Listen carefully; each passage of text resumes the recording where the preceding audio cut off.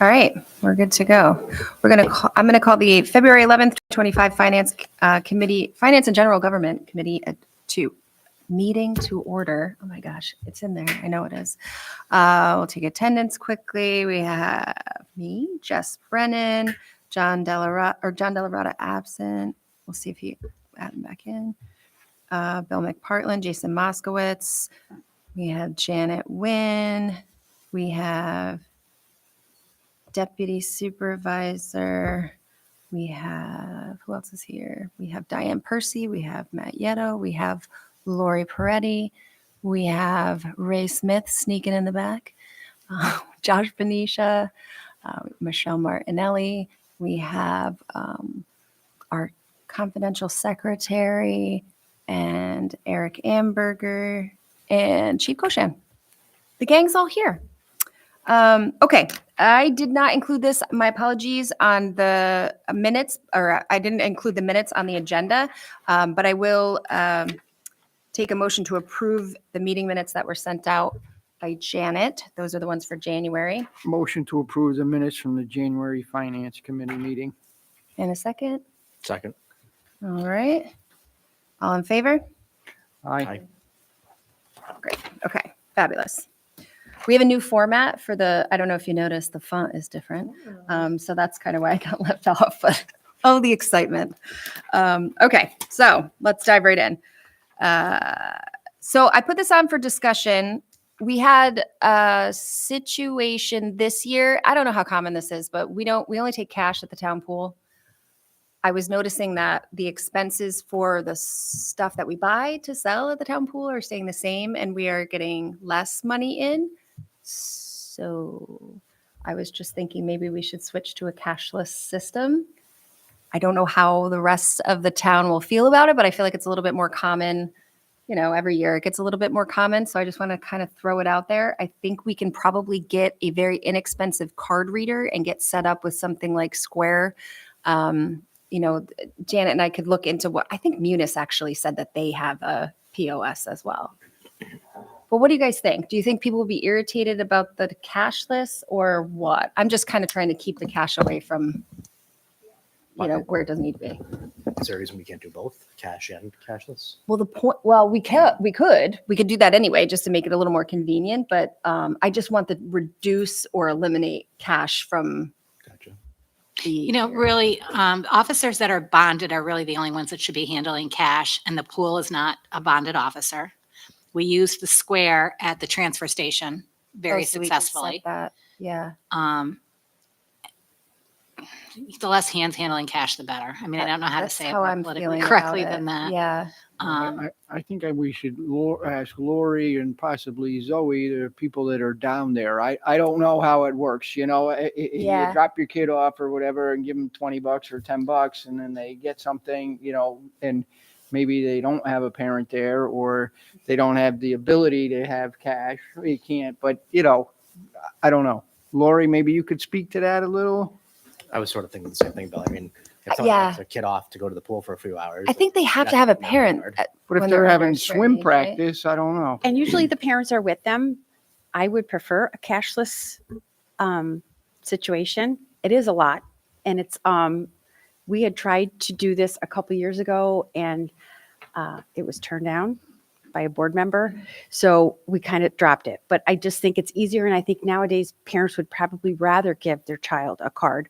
Or we can also look into their having an account with, kind of like they do at the JCC, And keep but like them. that they can draw from. So this is something I can look into, that we could also, when they're taking money for admittance, they can do that by card as well. Yeah, I wonder if Rec There's like One those has debit cards that you can just give your kid, just put $20 on Right. it and they can just Absolutely. The other thing we could do is just, if we're going to switch all together this year, we could just put a whole lot of notice out there and then Mhm. try to offer some ways to get around it. Or we could do like a transition year where we do take both. I mean, my goal is to just not have the I cash can't see there why at it all. would be an issue. And I think it's easier for parents anyways.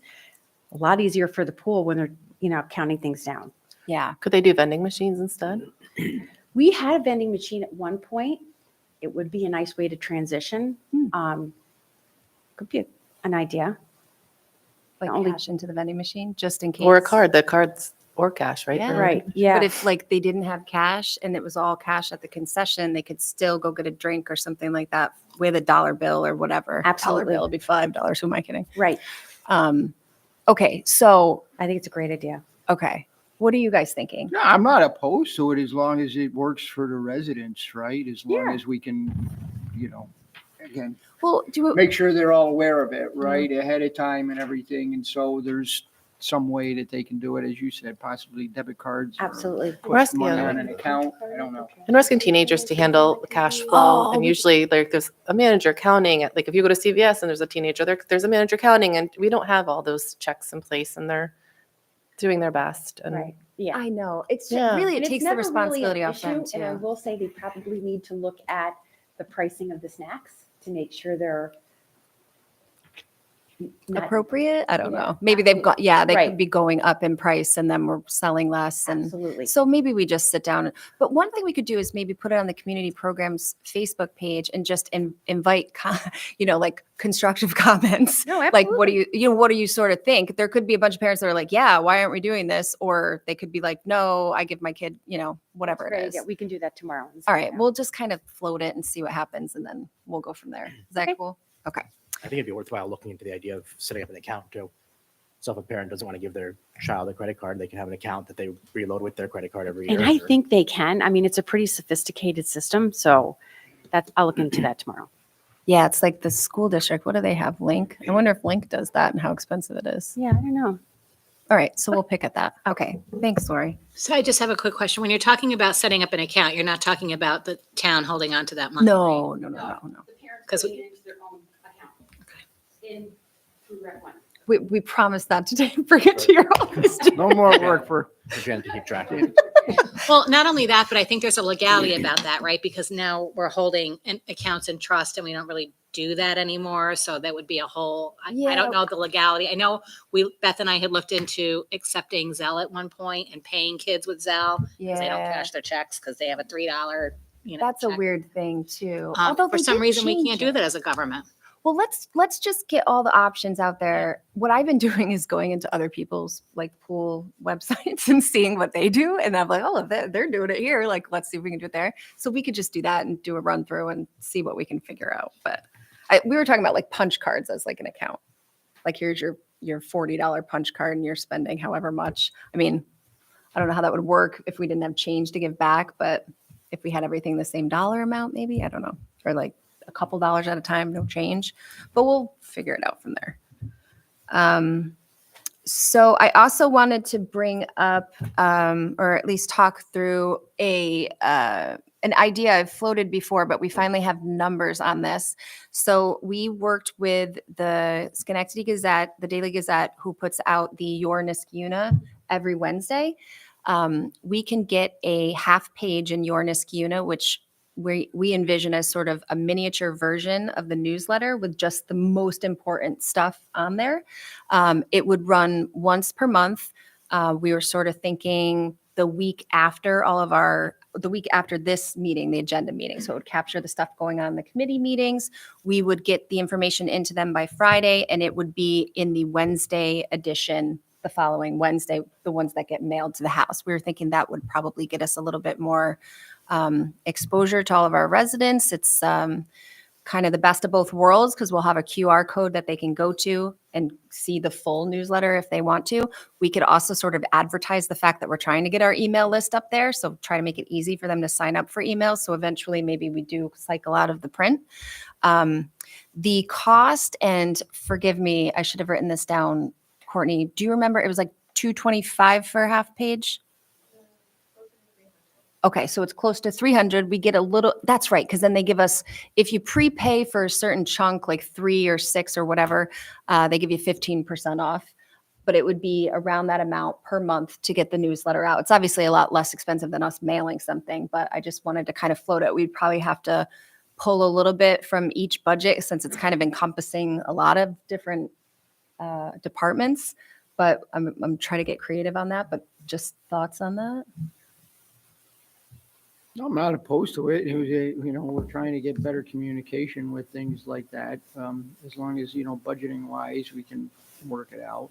Okay. I feel like we can. I feel like, what are we talking, like $3,600? What's interesting is that it's very close to how much we would have to pay for better email software, email marketing software, which is like crazy to me. So maybe what we do is create the budget line for now in print, and then when we upgrade, maybe we cycle out of doing it in the Gazette and use that same money. I'm just trying to find the best way to reach the most amount of people, and that was something that stuck out to me because it goes to everybody's. Is the newsletter on Facebook or a QR code for it? It's on you wouldn't need a QR code on Facebook because you could just click right into it. But we just started because Courtney just restarted. So I had been doing them before and then we were sharing them through email and on Facebook. And now we're kind of, I think when were we hoping? Friday to get it out, right? That was going to be our test run. And so we put the full one out on the website, and then we would send the information to the Gazette. The Gazette would publish something the following Wednesday with the QR code and like a very simple link if you didn't want to do the QR code. So just something to think about. Maybe we test it out and see how it works. Could See it go what on feedback Facebook is. too, or no? What do you mean? Like, could the town of Niskuna have the? So when we do the full newsletter, that gets shared out on Facebook. Oh, it does. Okay. Yeah. that's what I was- Yeah. But even then, like our Facebook page doesn't, it depends on your algorithm, whether you're seeing it or not. The You're in the Schooner reaches a lot of people. I think so too. Like, Yeah, because we it's see so a feedback on it. dedicated. Yeah. In there. Okay. So maybe the other thing is that the logo committee had wanted to put their 3 choices out. We had talked about putting it in the yard waste bill. We decided not to do that. And this would be a way for us to get the logo survey out to people, widespread as I mean, well. we could put the 3 logo designs Right in the there. ad. with the Why QR did code we there. decide not to put it in the yard waste bill? I don't remember that discussion. I think there There was a, discussion at the logo committee work group meeting. Well, there was an issue with timing where the Issue with 3 timing. final designs weren't going to be completed in time for the bills to go out. which is Yeah, right now, they're right. going out. Yeah, they had to be done by the end of January, and that was impossible. And then there were some mixed feelings on the work group committee about putting the logos in such a positive. They think Idea, everybody I hates guess, the with- yard waste bill. So they were like, they don't want to see the logos. They like don't want on- people to open up the yard waste bill and see the fee and then look at the logos. I mean, well, here's the other thing. It would have cost us more money actually to put them in. It was like $400 or $500, right, to add it to the yard waste bill. And this is like mean, comparatively, it's more. I think we'll probably get more people doing it, and If we can put it in your Schooner and reach every single town household for $300, that's kind of Why what I would was we do that? thinking. I mean, that's, It's just if they open it, And but how are we going to get the responses back? we would do a QR to the code survey, and survey. it would like a simple survey. I think what we're There's thinking. some people that don't really do that. in We- town. Well, the QR would have like a quick link. So niskuna.org/logo. I don't know, but there are some, residents that don't have that technology, that aren't that technologically advanced. If we did it through the mail, we'd have to do it the exact same way with an online survey. Do you know what I mean? Because we wouldn't want paper surveys coming in. That would be a lot of time. Right? I mean, that's Janet sort of can what I was tackle it. thinking. I'm sure I said, somebody. We're gonna funnel I mean, them. if we got them back and returned with the bills, I'm sure somebody could. I don't know. I, Site for that. Who's voted how many times? Like, what if there's a big? What if I voted 10 times? How are you going to do that electronically? I know. I'm saying paper-wise. I think Laura. It's a lot easier bills. paper than electronically. Laura was Get explaining to us multiple at the logo meeting that there's a Oh, way so that's through my Google or through SurveyMonkey that you can only vote once per device. So Yeah. there's some control on it. Yeah, we could do it the way we did the comprehensive plan. SurveyMonkey only lets you vote on one device, actually. So if you had like 15 devices in your house, you might be able to stuff the ballot box a little, but hopefully there's not that many people. But we could also, because we also did this with the comprehensive plan survey, make it so that you could just like circle a logo and then we put a box right at the front, and then the person who controls the SurveyMonkey account can add paper responses. So if you did not want to take it online, you could bring your paper to a box anonymously, just That's put it right. in there, and then there's like a person at town hall that can we add still have add that the paper account? ones. It wasn't that much work. We didn't get that many. We had like 500 responses, and I think we got like maybe 40 paper responses. So it wasn't like a lot of them. so, but we still have that account. Yeah, we do. I haven't canceled it yet, which Okay. probably I need to because I'm probably gonna get charged for it again. But I think that it will last long enough for what we need. Okay. And are the 3 designs done? I don't No. think so, right? We're working on it. Yeah. I'll fill you in after. Okay. We're working with the designer. They have a meeting coming up soon, I think, or just had one or 27th, something. we had a meeting. Yeah. So, sorry, I didn't mean to segue into the logo. I was just thinking preemptively.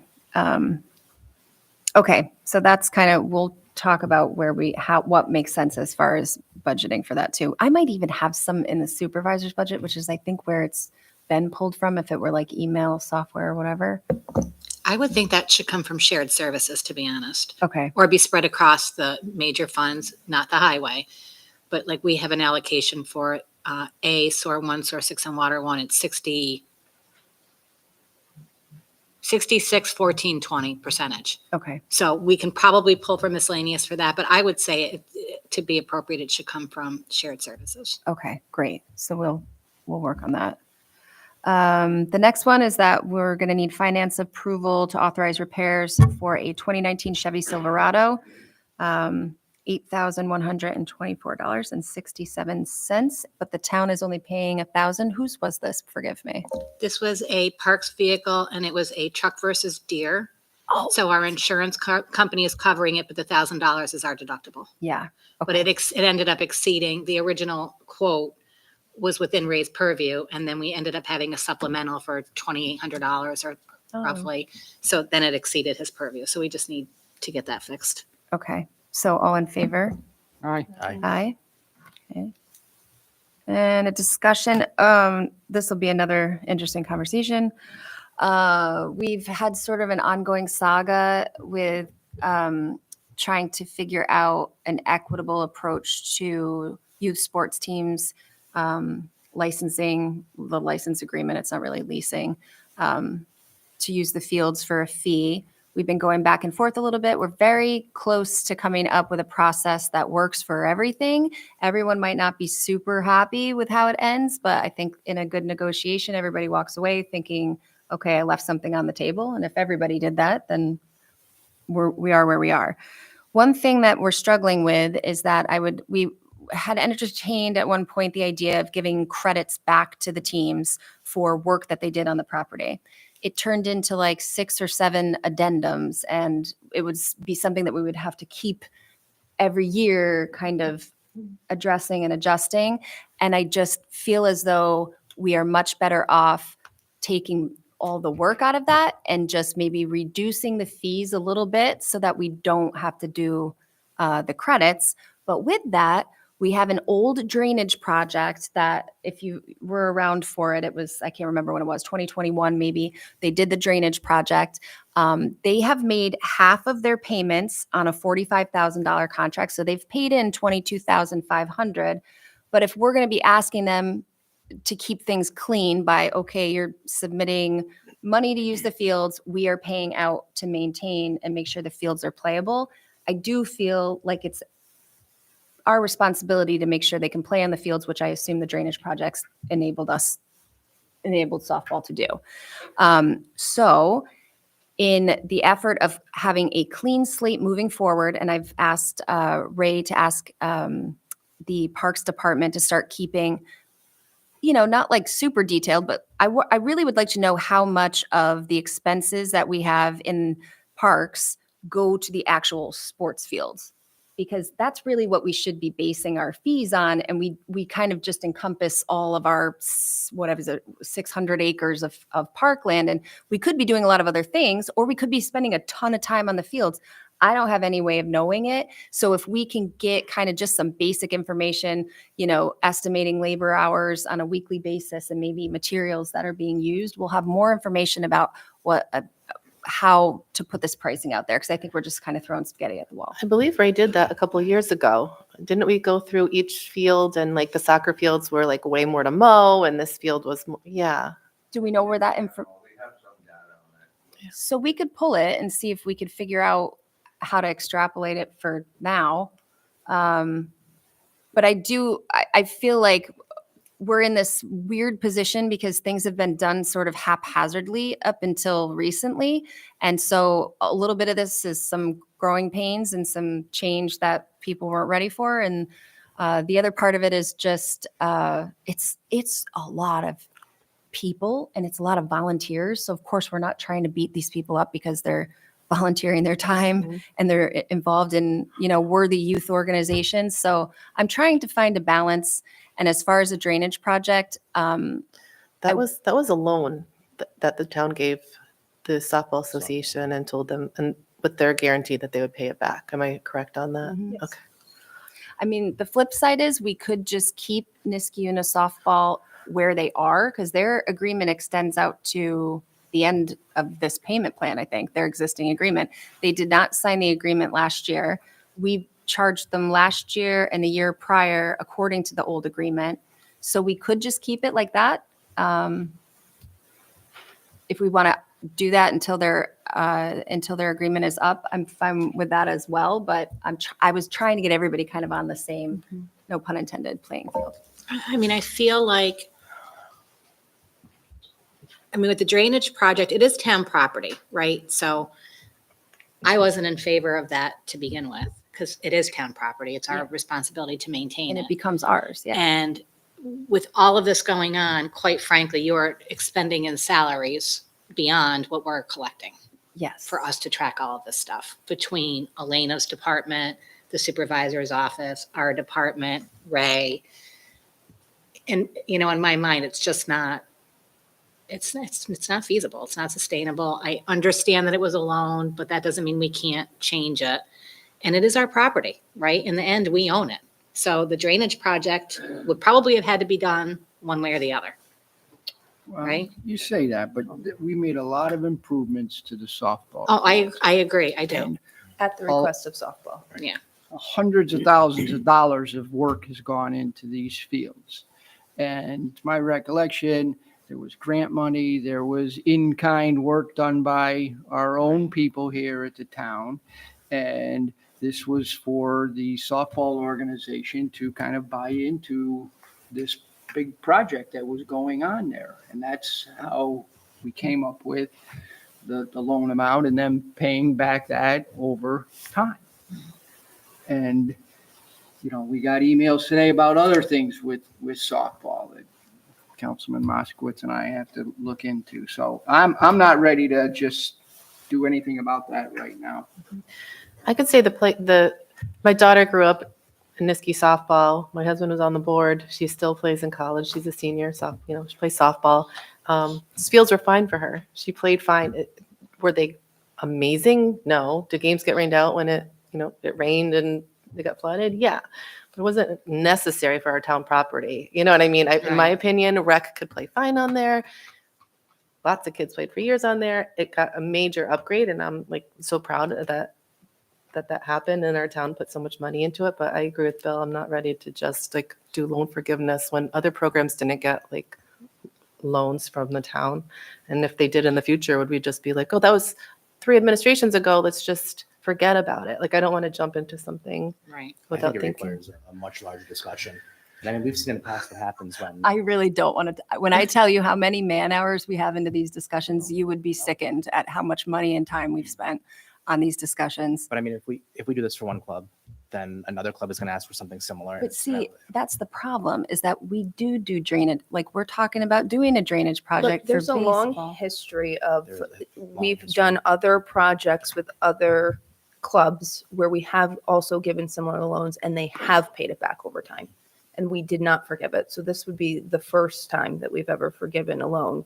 And I've made my position clear on this before, but when the board votes on it, they're voting on it with the idea that this is a large project. The town is already putting money into it. It's not like it was just a project that we gave softball a loan on. We put money and time into it as well with the condition that softball was going to pay back over time.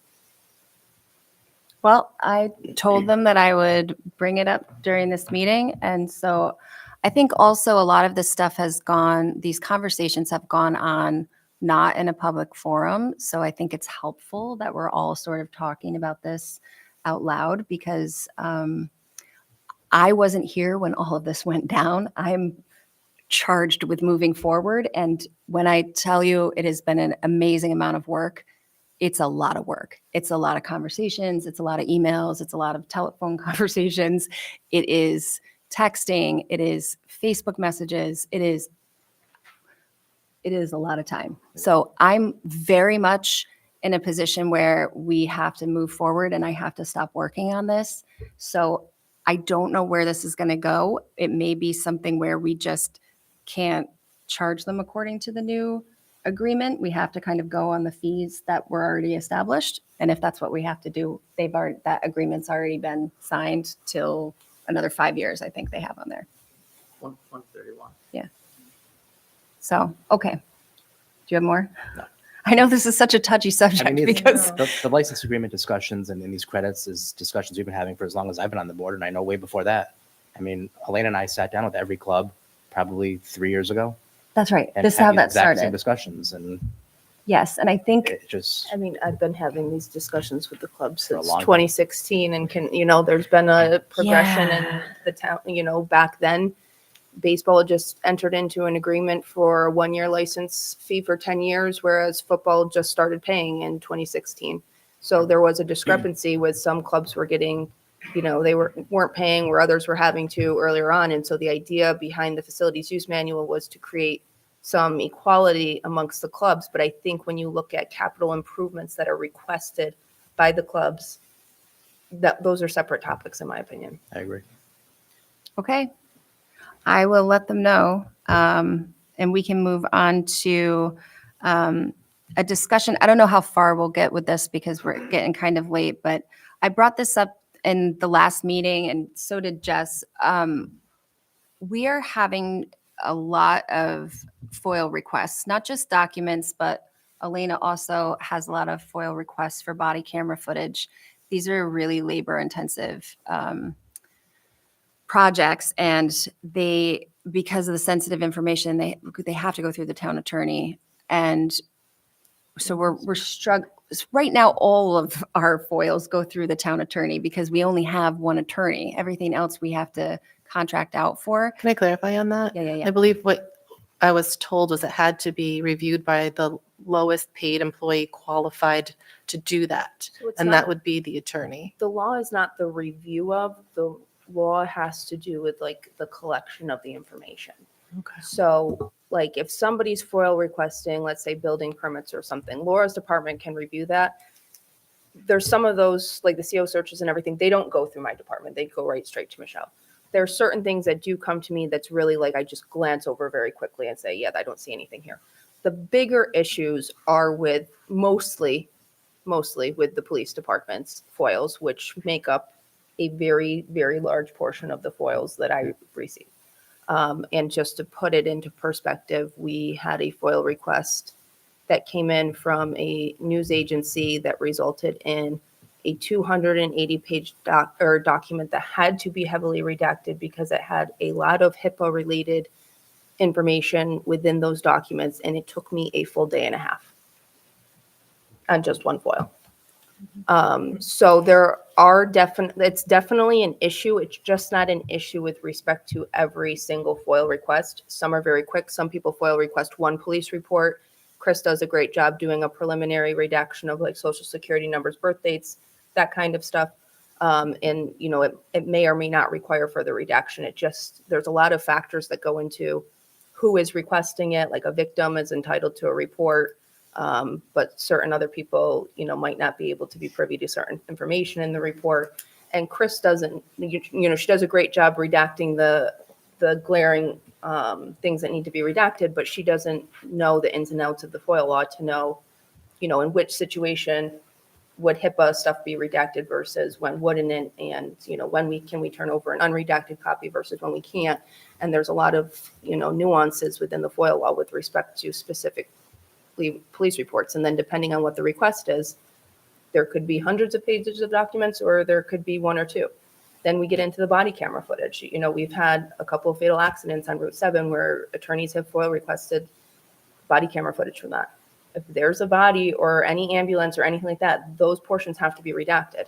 So then it requires the police department, like for me to review it, say you need to redact these portions of time, the police department does, and then I have to go back and make sure that that was properly redacted and that there's not anything in there. So some of these are extremely time consuming and can take days, not just for the police department's work, but then for my work after Right. that. I just want to clarify for the record that we're not just like, oh, we'll have the attorney do it because she's kind of Exactly. good at it. It's because you have to legally do it and you're not like a minimum wage employee. So I just- that's where we're looking at the charges for. One resident reached out concerned about the statements that were made, and I just want to make sure like that the record is clear, is it's not like, if it's something that can easily be researched and obtained from a department head, that's not really going to require redactions. It's just a quick review for me. You can't charge my rate for that, but for the ones that actually do require an attorney review, because the documents just can't be handed over as is, that's a different scenario.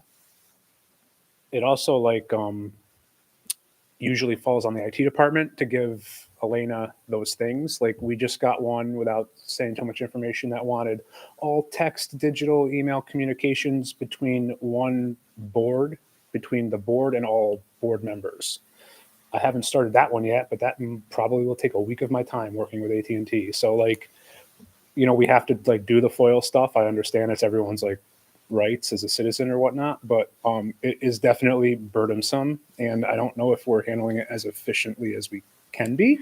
That's sort of where I'm It at. also seems to be a problem with every municipality. Yeah. In my peer group, there's an active discussion going on how everyone handles this, and it's just one of those fumbly things. But back to the point, I'm a department of one as of this moment, and I'm definitely not.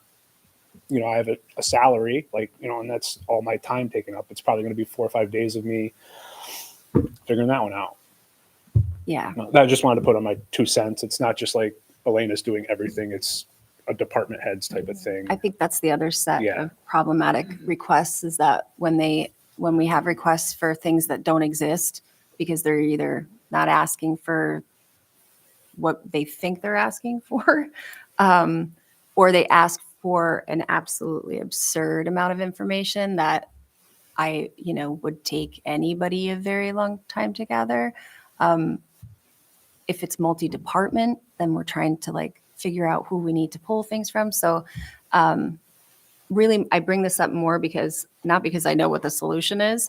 And it actually is helpful that you put it out to your group, because maybe they would have some ideas about that. But if you guys have ideas, maybe we can just keep the conversation going, so that we can, aside from I keep saying this, getting a paralegal or somebody that can help Elena. She already has too much work outside of the FOIL requests. So we're struggling a little bit with, Did you go over all that in your committee meeting?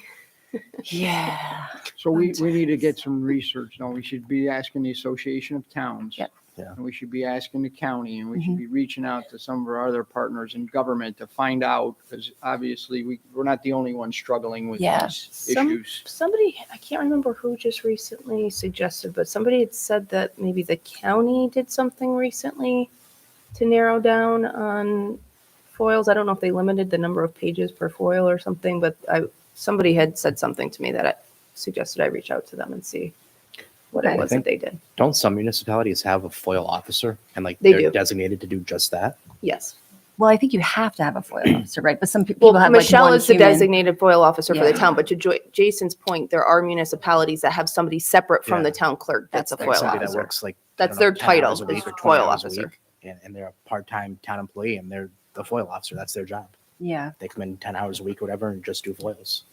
So more to come on this, just flagging it again and also clarifying, because I think there was some misunderstanding there. Okay. A did I put this in the wrong spot? No. Okay. So from our Oh, maybe committee, we did. I got an email. I don't know if we've done this before or I if this looked- is, So I looked into this. It looks like back several, I don't think 2017, 2018, we did a certification instead of an annual plan. This is referring to a 5-year plan, which I couldn't find any record of us previously doing. So my thoughts were maybe reach out and see, explain that we've in the past done the certification and see if that's sufficient or if there's something more to this. But either way, we already have where we allow for the Section 8 housing choice voucher program. they're looking for us to do this 5-year plan that should call for a public hearing. They already did the 5-year plan. We just have to put it out there and do That's the, what I'm oh, saying. We yeah, have to okay, yeah, call- yeah. They're looking for us to call for the public hearing on the 5-year plan. So that's, I mean, either a resolution for a certification or a resolution for a public hearing. We've on the done plan. something like this before. Yeah, The that's what- certification is what we've Yeah. done before. Yeah. So that's what that is. I didn't have any familiarity with it. What? He's- Recently or past? Okay. So, yeah, we'll put that out. He already sent over the plan, so, we can share that out and I have no familiarity with the Section 8 housing details at all. So if anybody else does, I would really appreciate the help if you have any familiarity with it. Oh, okay, this is the last thing and then we're going to move over. Well, then you have these also. Do I? Oh, you're right. So last discussion item. How do you guys feel about combining this meeting with the agenda meeting? We're not technically obligated to have an agenda meeting. We talk about all the resolutions on the agenda that are already on the finance committee meeting. And sometimes we go so fast that we end up sitting around for 15 minutes till we start the next meeting. So this would sort of be just combining them. We're doing all the same things. We're just not waiting to start another meeting. Anyone I think opposed? as long as we have the same amount of time for discussion, then Right, so we would do Yeah, like what's the difference, finance, really? and then you know how like we generally stop at finance, and then we go to the agenda just as soon as we're done with the finance items, the department heads would come up to the podium and just Exactly, do their just part, and we Same thing. might we're not have just to be kinda here till smushing it 8:30 or together. 9 o'clock at night. Just a Yeah. thought. Things have changed. We used to have this meeting upstairs. Upstairs. I was just playing that yeah. And it was that kind of, department heads and board, and it was very quick, and then, we moved it down here. I'm not sure why, but I think with COVID and things change with that and having to have Oh, the right. ability Remote to, and do stuff, yeah. remote stuff. It was moved down here and then it's just been different. But we were just talking about it, and the way the agenda is on the finance committee is anyways, is it lists out all the resolutions and then we do the same thing in the agenda meeting. And sometimes, like Aaron said, we're, I was just gonna say, just sitting around. So just to combine it as one sort of meeting. combine it, but are we gonna then, with the agenda for that meeting, whatever we're gonna call it, are we gonna do these finance things first so that Yes. Janet, Kara, if they're here, can leave? They don't need to stay for an entire agenda meeting. Well, we generally stay for the agenda meeting anyway, because we have to present our stuff, but we just were thinking, because there are so many times, aside from tonight, that like we're done early and we're sitting and waiting, right? And then we might have an agenda meeting, we might have a special meeting, we might have executive session. So if we just did like one into the other, we thought it might be a time saver on certain occasions. Less duplicate. No objection. efforts. All right. Okay, so super. I'll figure out how we're going to do that for next month. Before we start the resolutions, I just noticed that there's not on here a resolution authorizing certain budgetary modifications and interfund transfers. So that needs to be added. That should be on every month. Oh, okay. That's on. I just noticed that it wasn't there. So we just need to throw that in there. Because I will have a lot in February. I'm trying to close out all the Okay. over budgets for 2024. So Courtney, that's the only thing we won't delete when we, okay.